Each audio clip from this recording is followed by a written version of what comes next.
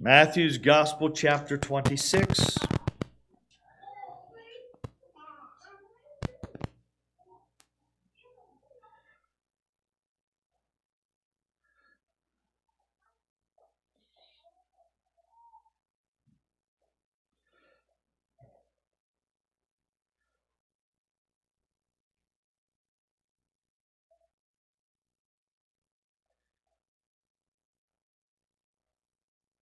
We shared a thought from this setting not very long ago about the prayer of surrender that Jesus was praying. But we're looking to another word of truth from that setting in the prayer. Matthew 26, verse 36. Then Jesus came with them to a place called Gethsemane and said to the disciples, "Sit here while I go and pray over there." And he took with him Peter and the two sons of Zebedee, and be James and John. And he began to be sorrowful and deeply distressed. Then he said to them, "My soul is exceeding sorrowful, even to death. Stay here and watch with me." And he went a little further and fell on his face and prayed, saying, "Oh, my Father, if it be possible, let this cup pass from me. Nevertheless, not as I will, but as you will." Then he came to the disciples and found them sleeping, and said to Peter, "What? Could you not watch with me 1 hour? Watch and pray, lest you enter into temptation. The spirit indeed is willing, but the flesh is weak." Again, a second time, he went away and prayed, saying, "O my Father, if this cup cannot pass away from me unless I drink it, your will be done." And he came and found them asleep again, for their eyes were heavy. So he left them and went away again and prayed the third time, saying the same words. You think Jesus was burdened at all? Do you think he was sensing the magnitude of what was before him? Verse 45, then he came to his disciples and said to them, "Are you still sleeping and resting? Behold, the hour is at hand, and the Son of Man is being betrayed into the hands of sinners. Rise, let us be going. See, my betrayer is at hand." The words of Jesus given to us in verse 41 is our main centered thought for tonight. Those words, "Watch and pray, lest you enter into temptation. For the spirit indeed is willing, but the flesh is weak."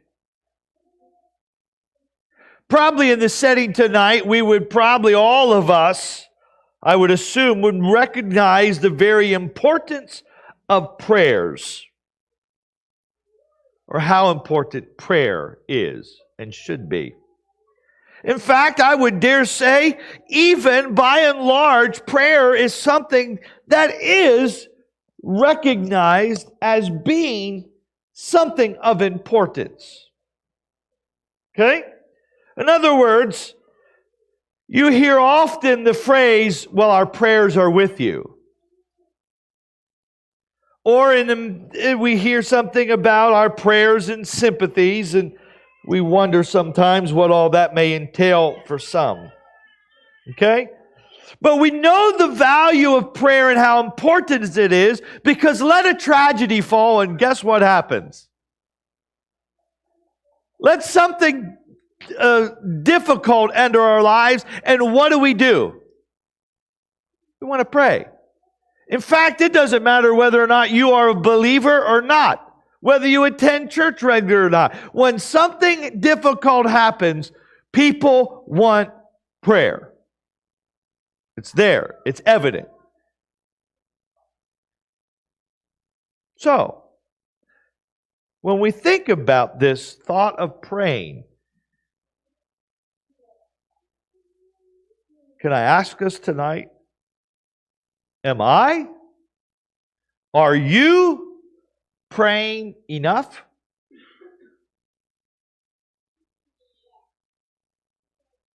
Can we pray too much? It's challenging, isn't it, to think that? We can recognize, and sadly we do recognize, our indifference to praying. Many times it is after the fact. After we encountered the circumstance, the tragedy or whatever it is, maybe we're now dealing with the consequences of our selfish living or our unwise decisions, and things have not gone the way we wanted them or thought. Then we realize we weren't very focused in on the subject of praying and seeking or understanding.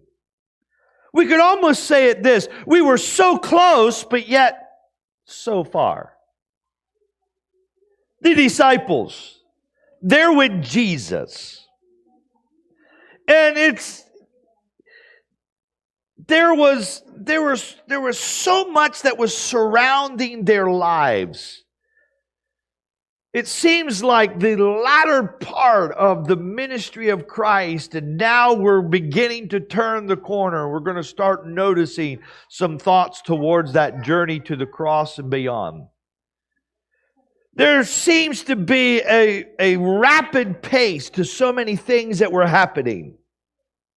Things that were going quicker than what they could keep up. They already were challenged to understand and challenged to believe, and so many things were happening. And a few verses before of what we read, we would find that Peter was declaring some bold things, declarations.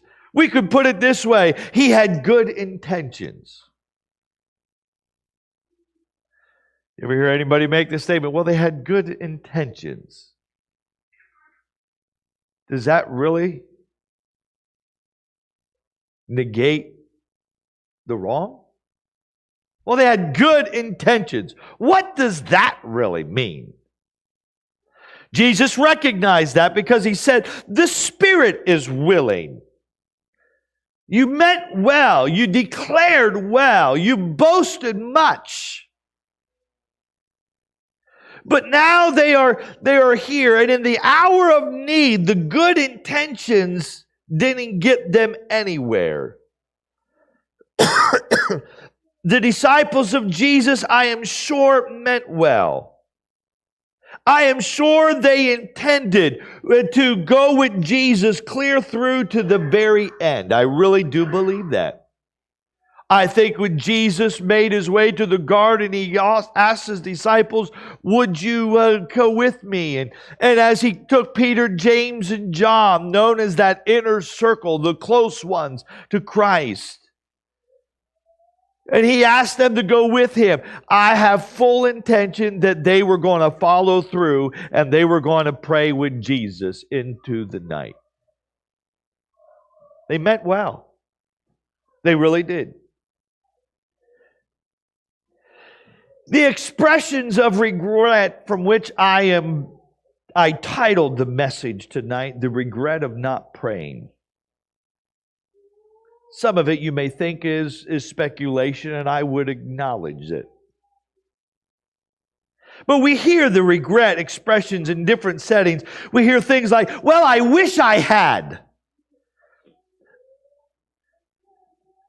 Sometimes we hear students, I've even said it because I've been a student, I wish I paid more attention in school. I wish I would have paid more attention to what was being said, what was being mentioned. But the regret is, I didn't pay attention. And the consequence on the page showed I didn't pay attention. Have you ever had anything like this go through your mind? I wonder what if it would be if I had. I wonder what the outcome would be if I didn't do this. I wonder where I would be at if this didn't transpire, if I didn't go this particular direction. In this setting, in this prayer meeting time, in the garden, it shows us some very valuable lessons, I think, that are helpful for all of us. I would like to say they're teachable moments that are good for us to apply to our lives. The first one is this: prayer provides the fortitude of our commitment. The courage or the strength in which to remain committed. Verse 33, I alluded to it earlier. Peter had boasted so much of his commitment that I would do nothing. I would be faithful. I would follow through. But I would say because of his prayerlessness, he failed inwardly before he ever denied outwardly. Did you catch that? He failed inwardly before he ever denied outwardly.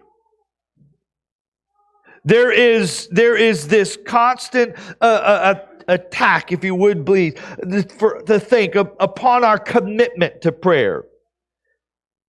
We are challenged to pray. I challenged our hearts. I'm challenged by the need of praying. How important it is for us to pray. Pray intently. Pray more than a meal prayer and a good night prayer and a hello God morning prayer. I'm talking about a time where we're seeking after God. But there's a constant attack against that commitment to prayer. Because I hear words that go something like this: I'm too busy. I'm too tired. That's what Peter, James, and John could have said. I'm tired. I just can't stay awake. Or it's too late. Or it's too early. We make things like what I'm saying. We have good intentions that I'll take care of it later. I don't have time right now, but I'll pray later. I'll take care of it. I'll do better tomorrow. I kind of bombed today, but I'll do better tomorrow. We are facing this constant pressure and attack upon prayer. But prayer is so vitally important. It provides the fortitude of our commitment. I mean, could you imagine? Could you imagine men and women that are employed in an employment? Could you imagine if you just simply kept on telling your employer, "I'm just too tired to come to work on time. I'm just too busy. I can't make it." Well, we'll give you plenty of time to get everything caught up because you won't need to come to work anymore. But isn't it amazing how we can so easily persuade ourselves that it is okay to make excuse. It's okay to dismiss things that are really the most important part of our life. I'm not saying your job isn't important. I'm not saying what you need to provide for the needs of your family and your financial response. I'm not saying they're not significant and they aren't important. What I'm saying is they're not more important than your relationship with Jesus Christ. And what ought to be the most important thing to us, what ought to be that takes us seriously, is so easy for us to put off and to excuse and persuade. And I'll take care of it later and another time and something else. What I'm saying is this: prayer is so vitally important that it is constantly attacking our commitment to prayer. None of us, I don't believe, in whatever stage of your relationship with God, whether it's young, whether you're believing, or whether you're not, I don't think any of you ever intended to start out to fail. None of you intended to start out to quit. We meant it, right? We're going to serve the Lord, right? I'm going to follow through. I'm going to obey God. But yet, it seems like we are constantly attacked in our commitment to God. And we're challenged because, and we begin to list all kinds of things. But you know what will help us in our commitment to God? It is that as if we prayed more than what we're praying now. Prayer becomes that fortitude to the commitment to God. It means something for me. This relationship with God is important to me. And in order for me to follow through, in order for me to remain in this faith, I must commit myself to prayer. Number 2, prayer is our accountability for God. Do you think the disciples disappointed Jesus that day? Do you think Jesus was ever disappointed in those disciples? How do you think Jesus felt? Look at verse 40. Can you sense the exasperation in Jesus' voice? What? Could you not watch with me 1 hour? He is directing that to somebody who had boasted so great. Peter. This prayer is, in the essence, is our accountability to God. Praying, keeping connected is a must. And I don't think we can overemphasize that need for us to be a praying people. In a ministerial setting, I need to come down here so some of you can keep connected. In a ministerial setting, connection in social media, somebody asked the question, how often do you set aside a service that is nothing but prayer? Do you do it? They were asking just preachers. Do you do it at your church? Other pastors. Do you do that in your church? Where you do nothing but prayer.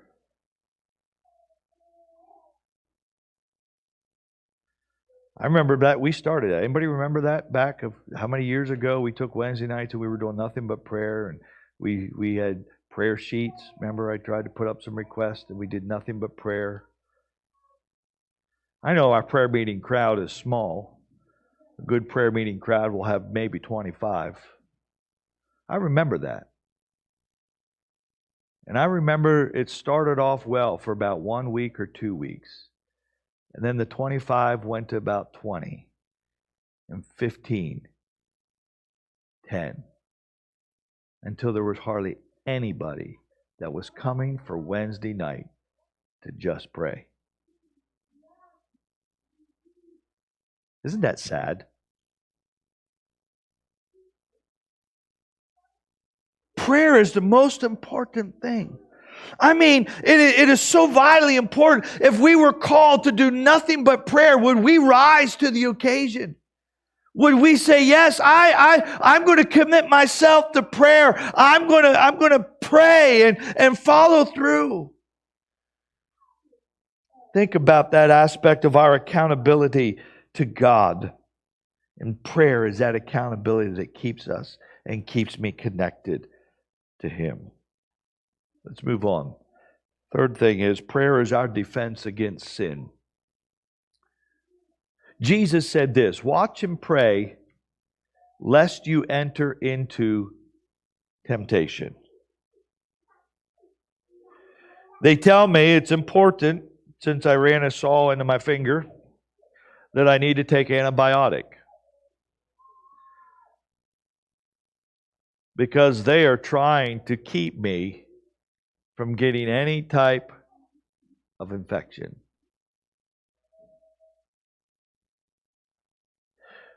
Is there sin in our world today? Are we not surrounded by sin everywhere we look? It's everywhere. I mean, sin is like before us in such a way. I mean, I know sin has always been present. It's always been there. But it seems like so much more. The outward brazenness of sin and wrong is always there. There's so much that is there. I can't even remember who the person was. It was a recent message, comment, preacher. Listened to the radio going down the road, and they were given statistics that in 2000, might have been 17, might have even been 18. It was very recent. The astronomical amount of money that was brought in simply through pay to view pornography. I'm talking like multiple billions of dollars. Billions of dollars. They can't create it fast enough. And what's leading the charge is right here. That how many of us have in our pockets and purses? That at a few swipes and clicks of the finger, we have access to sensuality and things that destroy. It's happening, friends. It's happening. I can tell you too many people. I can tell you names, and I won't tell you names, but I can tell you names of people. Preacher, I have a problem. I'm struggling. Preachers that have had to get out of the ministry because of this. You say, why? It's ever. You know what? If we're not a praying people, we open ourselves up to so much stuff. Jesus said, watch and pray, lest you enter into temptation. That antidote to sin, our protection, is by us being constant in prayer before our God. Temptation is an assault against our fidelity of our faith. I know I just shared one thing, and it's a predominant thing, and it's happening disgustingly. Breaking of homes and families because of that very thing. And God help us not to be silent on it. We got to be facing it. But temptation is an assault against the fidelity of our faith.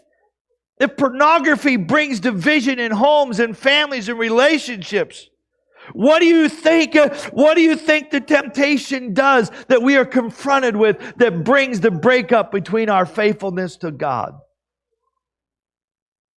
If you allow me to paraphrase, Jesus would be saying this, Peter, I know you have good intentions. I know your mouth is saying great things. I've heard all kinds of boasting that you're telling me. But I am telling you, unless you watch and pray, you are going to enter into temptation. That's going to be a direct front to your faithfulness to me and you following me.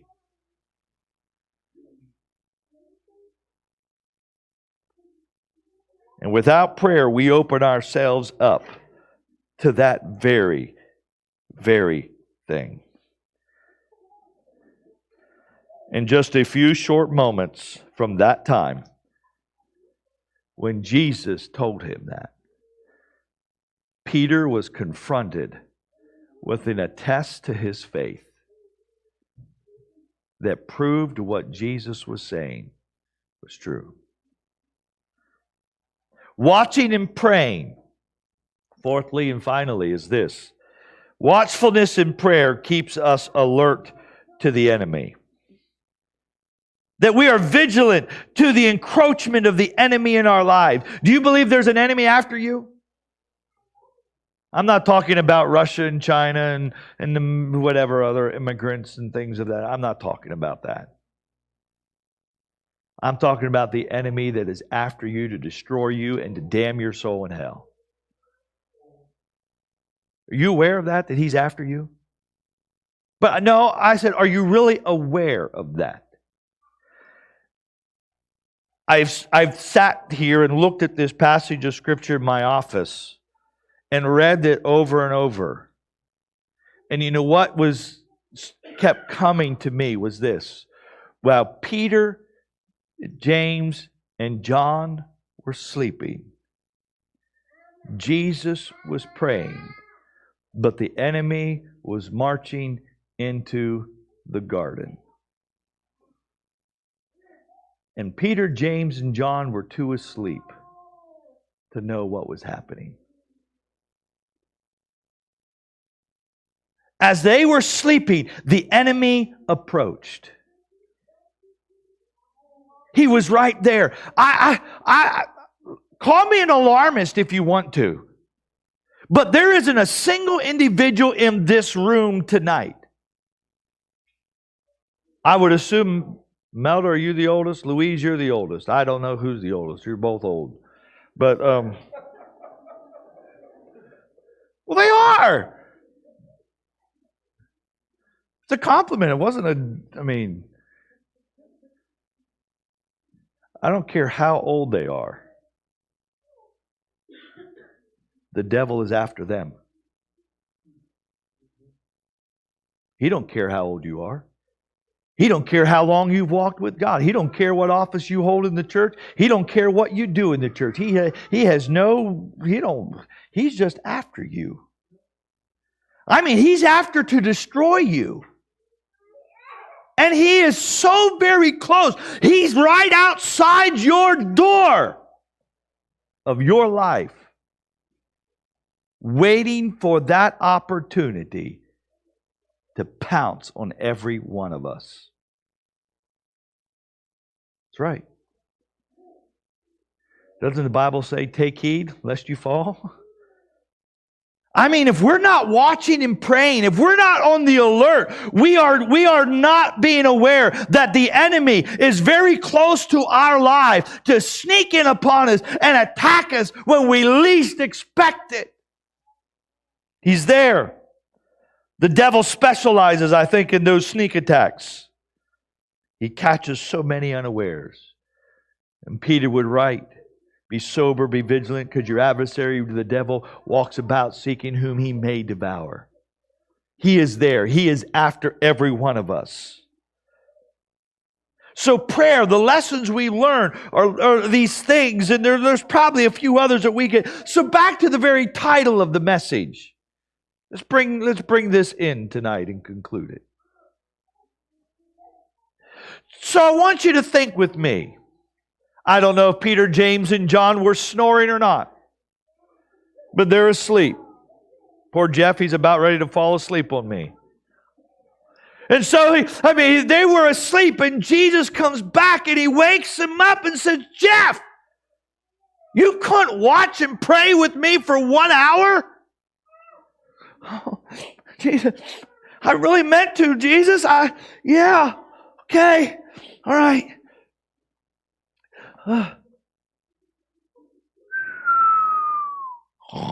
I know he snores, by the way.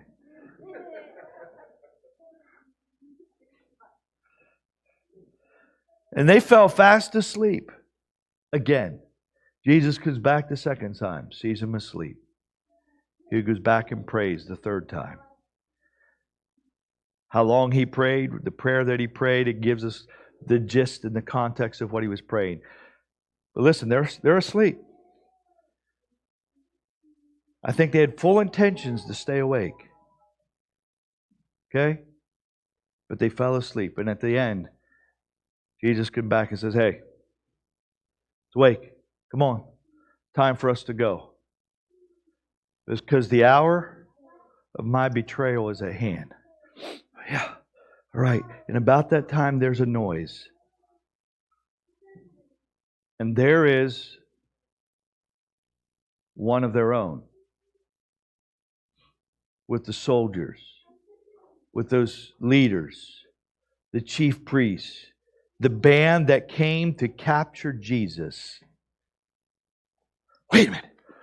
Wait, we got to take care of this. And Peter got all excited and acted in the flesh and tried to take off one of their heads and cut the ears. Oh man, I should have been awake. What in the world? They hauled Jesus away. And in a few short hours, Peter would do what he was so remembered for. And he betrayed the very one that he was asked to pray with. Do you think Peter, James, and John had any regrets that they weren't watching and praying with Jesus in the garden that night? Do you think Peter, after he denied, and he, I'm not a very good rooster. He has a sore throat. But when that rooster crowed, and he was immediately smitten, Peter went out and cried and wept. Oh God, what did he pray? Why was he crying?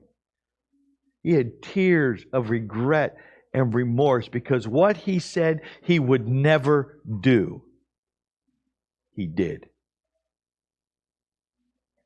Some of you in our setting need to catch the importance of what it is to pray, because the devil is very close after you. Every one of us. And none of us think about it. It was like, well, I'm faithful to church. I'm still doing this. I come to Sunday. And surely everything's going to be okay and I'll survive. I'll get through this, I'll do better. I'm going to really do better by next week. I'm going to really do better. And we have all these good intentions. And Jesus said, you better watch and pray. Your spirit is willing, but your flesh is weak. It can't hold up. You need to be praying. And the regret that comes, if only I had watched and prayed. If only I had followed through. Can I just say tonight, save yourself the regrets that follow a prayerless life. And see the value of what Jesus said. Watch and pray, lest you enter into temptation. For the spirit is willing, but the flesh is weak. I asked a few questions in the very beginning. I ask them in closing. Are you praying enough?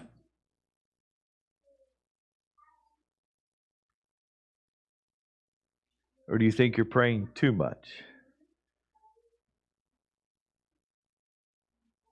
I don't think anybody could say I've prayed too much.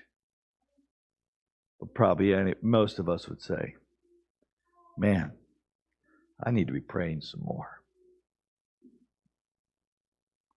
The value of being praying keeps us accountable to God, keeps a defense up toward sin, keeps us alert to the enemy, and it helps to fortify our commitment to God.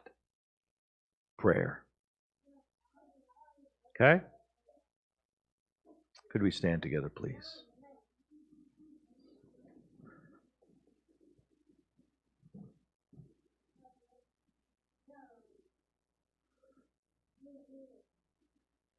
Jesus,